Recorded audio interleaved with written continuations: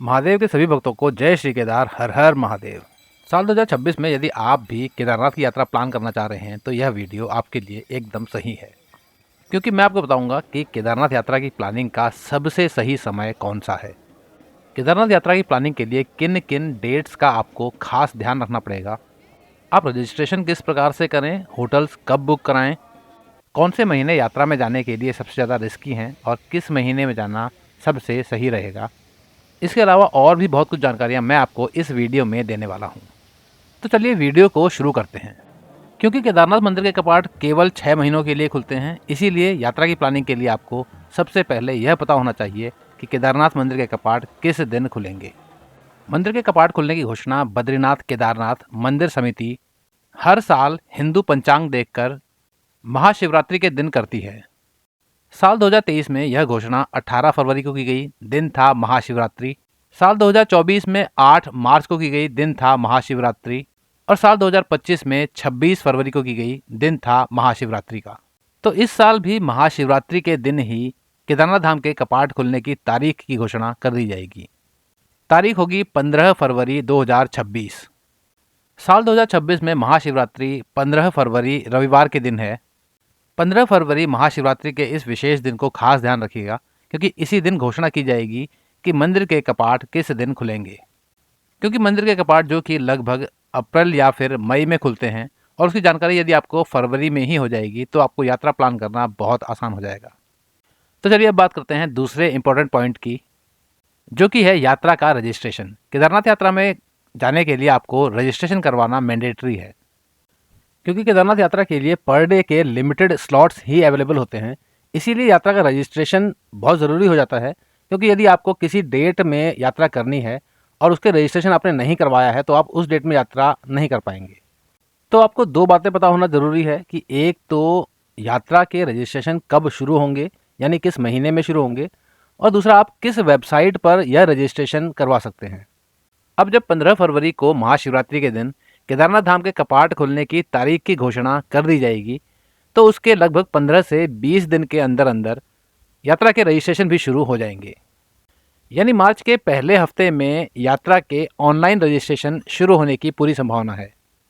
वैसे केदारनाथ यात्रा के रजिस्ट्रेशन ऑफलाइन भी होते हैं, जो कि यात्रा शुरू होने के साथ ही शुरू होते हैं। और यात्रा के ऑफलाइन रजिस्ट्रेशन में बहुत लंबी लाइनें आपको देखने को मिल सकती हैं, जिनमें कई बार तो 1-2 दिन का समय भी लग जाता है।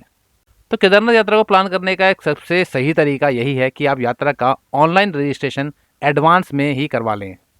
अब दूसरी महत्वपूर्ण बात है कि आप यात्रा का ऑनलाइन रजिस्ट्रेशन किस वेबसाइट पर करवा सकते हैं। तो वेबसाइट है registration&touristcare.uk.gov.in। तो इस पर जाकर आप यात्रा का ऑनलाइन रजिस्ट्रेशन करा सकते हैं। तो 15 फरवरी को महाशिवरात्रि के दिन केदारनाथ धाम के कपाट खुलने की तारीख की घोषणा कर दी जाएगी। जैसे ही तारीखों की आधिकारिक घोषणा हो जाती है, उसके बाद ही आप इस वेबसाइट पर जाकर चेक करते रहिए कि ये रजिस्ट्रेशन कब शुरू हो रहे हैं, जो कि लगभग मार्च के पहले हफ्ते तक शुरू हो जाएंगे, और आप अपना रजिस्ट्रेशन ऑनलाइन करवा लें। रजिस्ट्रेशन के लिए ज़रूरी डॉक्यूमेंट्स की बात करें तो आपको अपना आधार कार्ड और एक फ़ोटोग्राफ अपलोड करना होता है। इस बात की क्वेरीज भी कई बार आती हैं कि केदारनाथ यात्रा के लिए क्या मेडिकल ज़रूरी है। तो यहाँ पर मैं आपको बता दूँ कि मेडिकल की यहाँ पर कोई भी रिक्वायरमेंट नहीं है, लेकिन हाँ, यह एक हाई एल्टीट्यूड एरिया है जहाँ पर रास्ता काफ़ी दुर्गम है और ऊंचाई पर ऑक्सीजन लेवल भी कम रहता है। तो मेरी एडवाइस तो यही है कि यहाँ पर छोटे बच्चों को साथ लेकर ना जाएं और बुज़ुर्ग यहाँ पर जाना अवॉइड करें। आप यदि शारीरिक रूप से स्वस्थ हैं तभी इस यात्रा को करें, क्योंकि यहाँ पर हर साल ही हाई एल्टीट्यूड की वजह से स्वास्थ्य संबंधी परेशानियों के कारण कैजुअल्टीज़ सुनने में आती हैं। तो चलिए अब बात करते हैं एक और महत्वपूर्ण पॉइंट, जो कि है केदारनाथ में स्टे। केदारनाथ धाम में दर्शन के लिए आपको गौरीकुंड से लगभग 17 किलोमीटर का ट्रैक करना पड़ता है, जिसे आप पैदल या फिर घोड़े, पिट्ठू या पालकी की सहायता से कर सकते हैं। रास्ता दुर्गम है और काफ़ी थका देने वाला है, इसीलिए आपको केदारनाथ में एक दिन स्टे जरूर करना पड़ता है। केदारनाथ धाम केवल 6 महीनों के लिए खुलता है और इस समय पर यहाँ पर बहुत अधिक संख्या में श्रद्धालु आते हैं। ऐसे में यहाँ पर ऑन द स्पॉट्स होटल्स या फिर टेंट्स का मिलना आसान नहीं हो पाता। तो यहाँ के लिए आप एडवांस होटल भी बुक कर सकते हैं। यहाँ पर गढ़वाल मंडल विकास निगम यानी GMVN के होटल्स और टेंट्स अवेलेबल होते हैं, जिन्हें आप ऑनलाइन एडवांस में बुक करा सकते हैं। और इनकी बुकिंग भी यात्रा से लगभग 1.5 से 2 महीने पहले मार्च में ही शुरू हो जाती है। GMVN के होटल्स या टेंट्स बुक करने के लिए आप gmvnonline.com वेबसाइट पर जाकर होटल्स को बुक कर सकते हैं। अब बात करते हैं गौरीकुंड से केदारनाथ मंदिर तक के 17 किलोमीटर के ट्रैक की। यदि आप शारीरिक रूप से पूरी तरह से स्वस्थ हैं तो आप इस ट्रैक को पैदल कर सकते हैं, और यदि आप पैदल यात्रा में सक्षम महसूस नहीं कर रहे हैं तो ऐसे में आप यहाँ पर घोड़े या फिर पालकी से इस यात्रा को कर सकते हैं। घोड़े द्वारा आपको लगभग 3,000 से 3,500 रुपये तक का एक तरफ का किराया लग जाता है। वहीं पालकी से लगभग 10,000 रुपये का किराया आपको एक तरफ का देना पड़ सकता है। लेकिन यहाँ जाने का केवल यही तरीका नहीं है। केदारनाथ यात्रा के लिए आप हेलीकॉप्टर की सहायता भी ले सकते हैं, लेकिन हेलीकॉप्टर से केदारनाथ यात्रा के लिए आपको एडवांस प्लानिंग करनी पड़ेगी। हेलीकॉप्टर से यात्रा के लिए आपको टिकट्स ओपन होने की तारीख को याद रखना बहुत ज़रूरी हो जाता है। साल 2025 में 8 अप्रैल को हेलीकॉप्टर टिकट्स की बुकिंग शुरू हुई थी। यह टिकट्स बहुत लिमिटेड होती हैं, इसीलिए सेम डे 1-2 घंटे के अंदर ही सारी टिकट्स बुक हो जाती हैं। इन टिकट्स की बुकिंग के लिए आपको heliyatra.irctc.co.in पर जाना होता है। यहाँ पर मैं एक महत्वपूर्ण जानकारी आपको और दे दूँ। हेलीकॉप्टर्स 3 जगहों से उड़ान भरते हैं, जिनमें फाटा, सिरसी और गुप्तकाशी हैं। फाटा और सिरसी हेलीपैड से केदारनाथ मंदिर तक का किराया लगभग 6,000 रुपये है।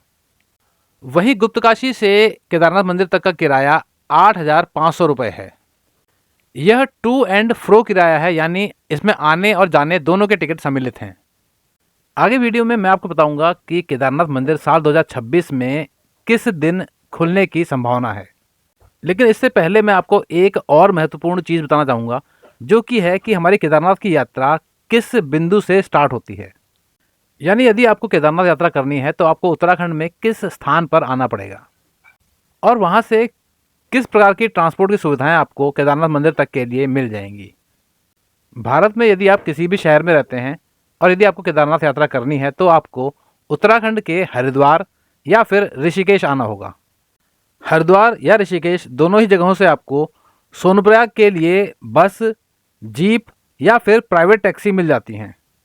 तो केदारनाथ यात्रा का पहला चरण है कि आपको हरिद्वार या ऋषिकेश से सोनप्रयाग पहुंचना है। हरिद्वार या ऋषिकेश से सोनप्रयाग तक का किराया बस का लगभग 600 से 700 रुपये है। वहीं यदि आप शेयर्ड जीप से आते हैं तो यह किराया 1200 से 1500 प्रति व्यक्ति लगता है। और यदि आप प्राइवेट टैक्सी की बात करें तो 4 पर्सन व्हीकल के लिए यह किराया 6,000 से 7,000 रुपये पर डे है। अब आप हरिद्वार या ऋषिकेश से सोनप्रयाग पहुंच चुके हैं तो सोनप्रयाग से आपको गौरीकुंड आना होता है। सोनप्रयाग से गौरीकुंड की दूरी लगभग 5 किलोमीटर है और इस दूरी के लिए यहाँ पर लोकल जीप चलती हैं। लोकल जीप जिनमें 50 रुपये प्रति व्यक्ति किराया होता है। अब गौरीकुंड पहुँचने के बाद गौरीकुंड से शुरू होती है केदारनाथ मंदिर तक की 17 किलोमीटर की यात्रा। यह 17 किलोमीटर जिसे आप पैदल भी पूरा कर सकते हैं, और पैदल नहीं चल सकते तो घोड़े, पालकी या फिर पिट्ठू द्वारा भी इस यात्रा को पूरा किया जा सकता है। तो चलिए अब मैं आपको बताता हूँ कि साल 2026 में केदारनाथ मंदिर के खुलने की अनुमानित तारीख क्या है। जैसा कि आप लोगों को पता होगा, केदारनाथ धाम उत्तराखंड के 4 धाम गंगोत्री, यमुनोत्री, केदारनाथ और बद्रीनाथ के अंतर्गत आता है। इनके खुलने की क्रम की बात की जाए तो सबसे पहले गंगोत्री और यमुनोत्री के कपाट खोले जाते हैं, उसके बाद केदारनाथ और फिर बद्रीनाथ के। गंगोत्री और यमुनोत्री के कपाट हर साल अक्षय तृतीया के दिन खोले जाते हैं। साल 2023 में अक्षय तृतीया 22 अप्रैल को थी और 22 अप्रैल को ही गंगोत्री और यमुनोत्री धाम के कपाट खोल दिए गए, और उसके ठीक 3 दिन बाद 25 अप्रैल को केदारनाथ धाम के कपाट खोल दिए गए थे।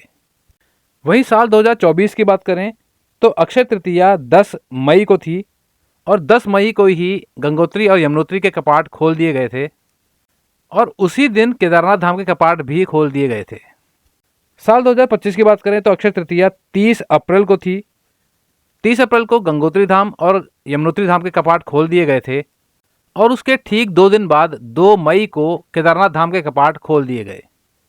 तो इन आंकड़ों से आप यह तो जान ही गए होंगे कि अक्षय तृतीया से पहले कभी भी केदारनाथ धाम के कपाट नहीं खोले जाते। हिंदू कैलेंडर के अनुसार साल 2026 में अक्षय तृतीया 19 अप्रैल को है। तो इसके हिसाब से 19 अप्रैल को गंगोत्री धाम और यमुनोत्री धाम के कपाट खोल दिए जाएंगे। तो इस हिसाब से सबसे सटीक अनुमान यही है कि 22 अप्रैल तक केदारनाथ धाम के कपाट खुल जाएंगे। तो इस साल की संभावना यही है कि पिछले कई सालों से यदि कंपेयर किया जाए तो इस साल केदारनाथ मंदिर के कपाट साल 2026 में काफ़ी जल्दी खुल जाएंगे। तो चलिए अब बात करते हैं एक ऐसी इन्फॉर्मेशन की जिसके लिए क्वेरीज सबसे ज़्यादा आती हैं। केदारनाथ मंदिर जो कि आमतौर पर मई से नवंबर तक खुलता है, जो कि इस बार अप्रैल के अंत में खुलने की संभावना है। तो अधिकांश व्यूअर्स की यही क्वेरीज होती हैं कि हमें केदारनाथ मंदिर में दर्शन के लिए किस महीने में जाना सबसे सही रहेगा, यानी कौन से महीने में हमारा यात्रा का खर्च कम आएगा, हमें यात्रा में असुविधाएं कम से कम होंगी, और कौन से महीने में यात्रा में जोखिम सबसे कम होगा। तो चलिए मैं आपको बताता हूँ कि यहाँ पर किस महीने में क्या वेदर कंडीशन रहती हैं, यहाँ पर होटलों में क्या खर्चे आते हैं, और ट्रांसपोर्टेशन में किस महीने में क्या क्या खर्चा आपको आ सकता है। और इन जानकारियों से आप खुद ही डिसाइड कर पाएंगे कि आपको किस महीने में जाना चाहिए। तो सबसे पहले मैं बात करता हूँ कि यहाँ पर यात्रियों की संख्या किस महीने में सबसे ज़्यादा होती है।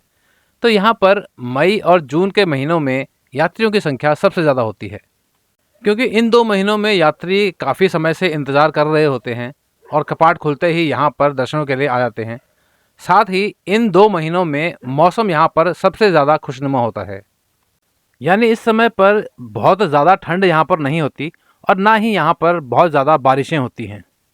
मौसम के हिसाब से अनुकूल होता है, लेकिन यहाँ पर इस समय पर खर्चे बढ़ जाते हैं, क्योंकि यात्रियों की संख्या ज़्यादा होने पर होटल्स टेंट्स आसानी से नहीं मिल पाते और उनके किराए भी आपको ज़्यादा देने पड़ते हैं। दर्शनों के लिए लंबी लंबी लाइनें लगती हैं, कई कई घंटों में दर्शनों के लिए नंबर आता है। घोड़े पालकी पिट्ठू के किराए वैसे तो सरकार द्वारा निर्धारित किए जाते हैं, लेकिन फिर भी यहाँ पर ज़्यादा संख्या में श्रद्धालु होने पर घोड़े पिट्ठू पालकी वाले मनमाने किराए वसूलते हुए भी नज़र आते हैं। अब बात करें जुलाई और अगस्त की, तो यह महीने बहुत ही रिस्की हैं। रिस्क यानी जोखिम इसलिए क्योंकि यहाँ पर इस समय पर बारिशें बढ़ जाती हैं। ये महीने मानसून के महीने कहलाते हैं, और केदारनाथ में मानसून का महीना यानी लैंडस्लाइड्स, रास्तों का टूट जाना और जान माल का नुकसान। हर साल यहाँ पर मानसून के महीने में बादल फटने की घटनाएं, लैंडस्लाइड्स की घटनाएं, बोल्डर्स का गिरना आम बात है। जुलाई और अगस्त के महीनों में यहाँ पर श्रद्धालुओं की संख्या सबसे ज़्यादा कम होती है। आपको दर्शन आसानी से हो सकते हैं, लेकिन यह महीने बहुत ही ज़्यादा जोखिम भरे हैं। तो मेरी सलाह यही है कि इन 2 महीनों के दौरान आप केदारनाथ यात्रा को अवॉइड करें। अब बात करें सितंबर और अक्टूबर की, तो सितंबर और अक्टूबर के दौरान मौसम में ठंडक बढ़ जाती है, और सितंबर 15 तारीख तक तो अगस्त में टूटे हुए रास्ते रिपेयर हो पाते हैं। तो सितंबर 15 तारीख के बाद से लेकर अक्टूबर तक के महीने में आप यात्रा में जा सकते हैं, लेकिन यहाँ पर आपको थोड़ी ज़्यादा ठंड देखने को मिलती है। यहाँ पर श्रद्धालुओं की संख्या इस समय पर मई जून की तुलना में थोड़ा कम होती है। होटल टेंट्स भी आपको इस समय पर आसानी से मिल जाएंगे और आपको ट्रांसपोर्ट पर भी खर्चा कम करना पड़ेगा। लेकिन यहाँ पर इस समय में सर्दियाँ थोड़ी बढ़ चुकी होती हैं और थोड़े रास्ते टूटे फूटे रहते हैं। तो इन जानकारियों से अब आप खुद अनुमान लगा सकते हैं कि आपको किस महीने में केदारनाथ में यात्रा के लिए जाना चाहिए। उम्मीद करता हूँ इस वीडियो में दी गई जानकारी आपके अवश्य काम में आएगी, जिससे आप अपनी केदारनाथ यात्रा 2026 को सही प्रकार से प्लान कर पाएंगे। और यदि इसके अलावा भी आपकी कोई क्वेरीज हैं तो आप कमेंट बॉक्स में लिख सकते हैं, मैं आपके सभी सवालों के जवाब देने का प्रयास करूंगा। तो चलिए अब इन सभी इन्फॉर्मेशन के बाद मैं अब अपनी वाणी को विराम देता हूं। वीडियो यदि पसंद आया तो वीडियो को लाइक और शेयर जरूर कीजिएगा। नई जगह और नई जानकारी के साथ मैं आपसे फिर मिलूंगा एक नए वीडियो में। जय श्री केदार, जय बद्री विशाल, हर हर महादेव।